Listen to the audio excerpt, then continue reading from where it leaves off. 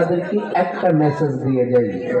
এই মেসেজটা হলো, যদি আপনার অন্তরে নবীর প্রেম জাগ্রত করতে পারেন, নবীর মহব্বত যদি আপনার অন্তরে থাকে, তাহলে দুনিয়ার পরকালে আপনার কোন চিন্তা নাই, টেনশন নাই। কিন্তু নবীকে ভালোবাসতে হবে নিজের প্রাণের চাইতে বেশি, যেটা হাদিস শরীফের ভাষায়।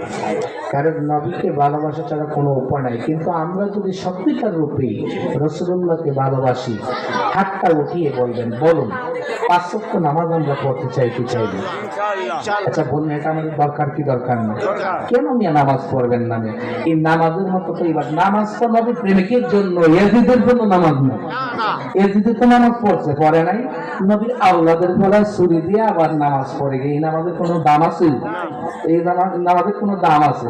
রাজনীতি কূটনীতি করে, হ্যাঁ, কিন্তু নবীর আওলাদের কাছ থেকে ক্ষমতা ছিনায় নেই। এগো যদি সারা জীবন নামাজ